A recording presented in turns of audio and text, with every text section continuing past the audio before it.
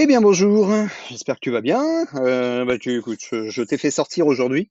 Il fait beau, donc j'enregistre cette petite vidéo pour la semaine du 5 de 5e, pardon, la semaine du 11 au 15 mai. Donc bienvenue dans mon jardin, voilà, avec les petits oiseaux. Oh bah écoute, c'est pour ça que j'ai choisi le pouce en l'air. Ça fait du bien, un petit peu de soleil. Donc j'espère que tu as bien, voilà, que tu as passé un bon week-end, que ce 8 mai a été sympathique et que tout va bien pour toi.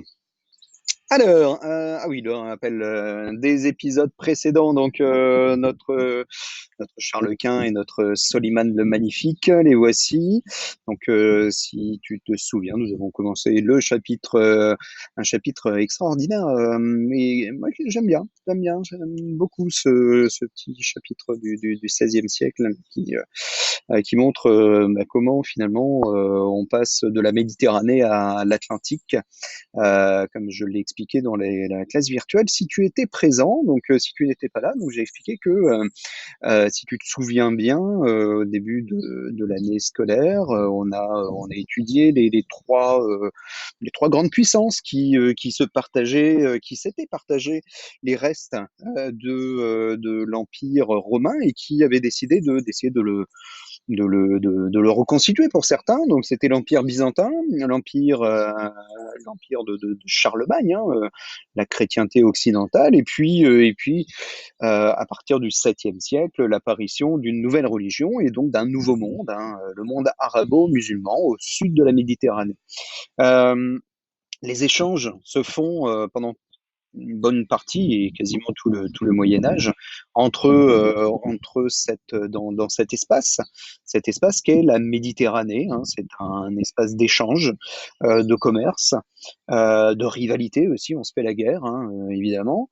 Et puis tout est chamboulé à partir de 1453 quand les Turcs de lui, là, pas celui-là, mais l'autre, celui avec la tête qui ressemble à une gousse d'ail. Je plaisante, hein. Et donc, quand les Ottomans parviennent à prendre possession de l'Empire byzantin. Et après la chute donc de Constantinople en 1453, donc est remanié. Donc c'est cet épisode, voilà, c'est à ce moment-là que des rivalités, de nouvelles rivalités apparaissent et où aussi les Européens commencent à regarder de l'autre côté de l'Atlantique et redécouvrent, là c'est pour Louis, hein, on redécouvre, puisque j'ai bien précisé, hein, le continent américain, les Vikings. Les Vikings au 9e siècle, y ont mis les pieds. Bon, ils ne le savaient pas, mais ils y ont mis les pieds. Ils allaient pêcher au large du Saint-Laurent, là où se trouve le Québec actuel. Et donc, c'est une découverte pour les Européens, la découverte, puisque ce continent ne figurait sur aucune carte. Mais c'est aussi une colonisation, hein, une colonisation de ce nouveau continent. Voilà pour une partie du rappel de l'épisode précédent.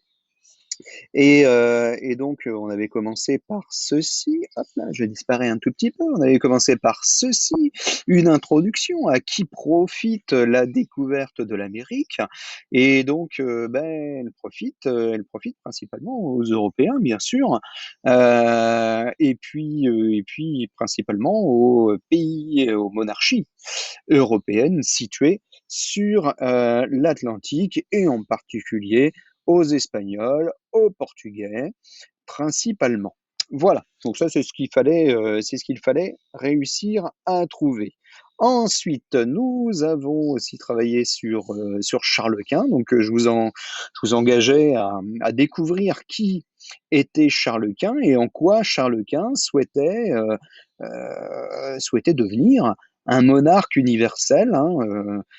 C'est un monarque, un empereur aussi, qui hérite, donc il hérite de l'Espagne, de par son père, il hérite d'un certain nombre de territoires de par sa mère.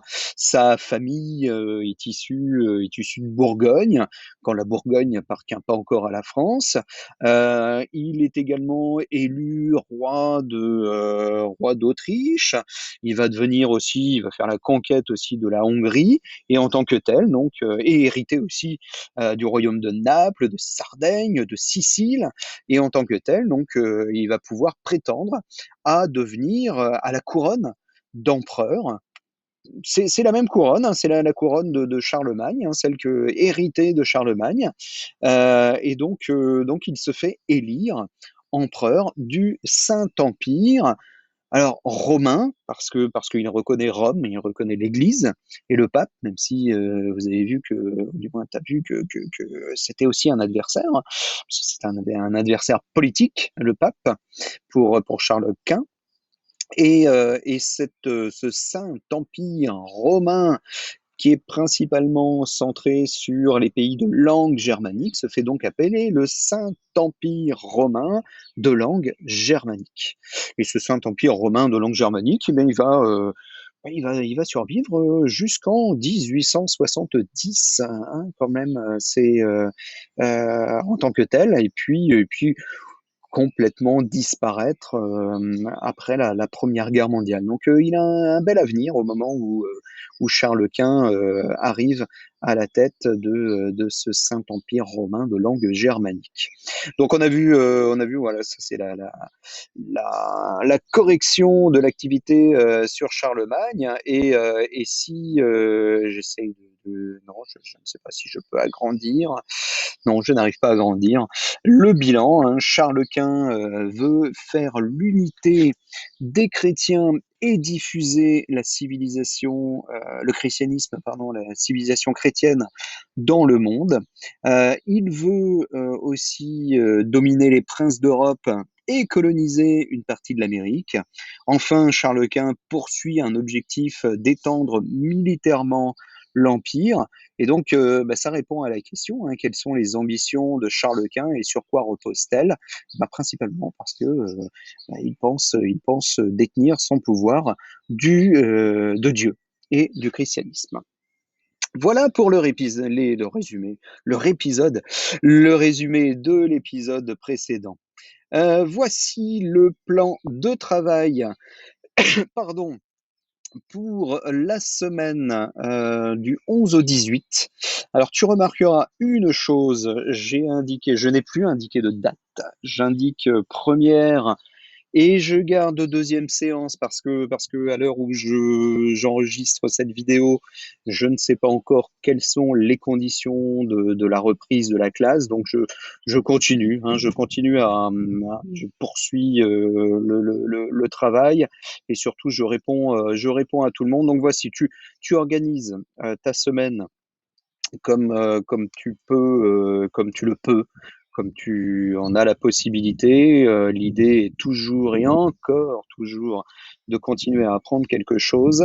Donc ici, une première séance qui est centrée sur Soliman le Magnifique, un grand conquérant, comme il est indiqué dans le titre. On travaille toujours sur la rédaction d'une réponse organisée. Tu vas voir que la question de cette fiche d'activité est la même que celle rédigée pour Charles Quint, c'est-à-dire que on va mettre l'un en face de l'autre, comme je l'ai fait sur la petite affiche au début de cette vidéo. On va mettre l'un en face de l'autre, Charles Quint et Soliman le Magnifique, hein, puisqu'ils se sont affrontés. Donc, tu vas travailler là-dessus, hein. Donc, quelles sont les ambitions de Soliman, sur quoi repose sa puissance, et quels sont les objectifs militaire, politique, religieux de Soliman durant son règne. C'est la même question que pour Charles Quint.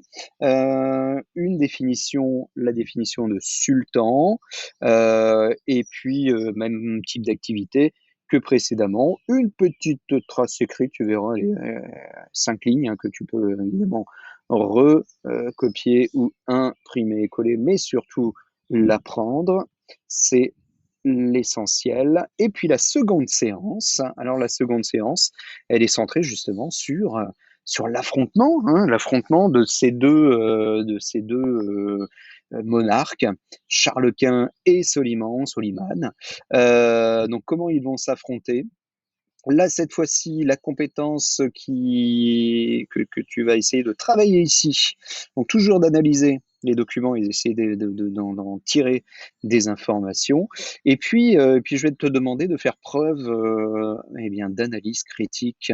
C'est-à-dire que tu vas regarder ces documents, ils ont des sources différentes. Et j'attire ton attention sur les sources, sur quels sont les auteurs des documents, qui a écrit ces documents. Et tu verras, alors, allez, je spoil, certaines sources proviennent de Charles Quint, du moins des chrétiens, du camp de Charles Quint, d'autres sources proviennent du camp de Soliman.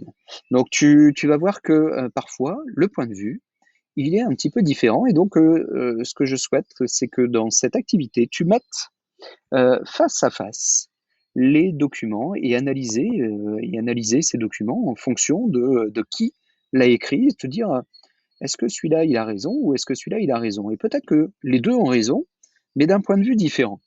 C'est l'objectif de cette séance. Question, pourquoi, comment Charles Quint et Soliman s'affrontent-ils en Méditerranée? Quelles sont les principales étapes de l'opposition en Méditerranée entre Charles Quint et Soliman? Une trace écrite et un questionnaire en ligne. Alors j'ai mis 10 minutes, mais et il y a 10 questions. Tu verras, voilà, elles sont assez. Voilà, il n'y en a pas 5, il y en a 10 cette fois-ci. Voilà. Donc on termine là-dessus. Retour dans mon jardin. Voilà, on est très très bien. Je te souhaite eh ben, écoute, un bon début de semaine. On se revoit en classe virtuelle, donc si c'est possible. Et puis on se tient au courant via la messagerie d'école directe. Tu peux continuer à poser tes questions par l'intermédiaire de la messagerie d'école directe ou de la discussion dans le plan de travail. Je reste à ton écoute. Bonne semaine, bon travail. Et puis surtout, prends soin de toi.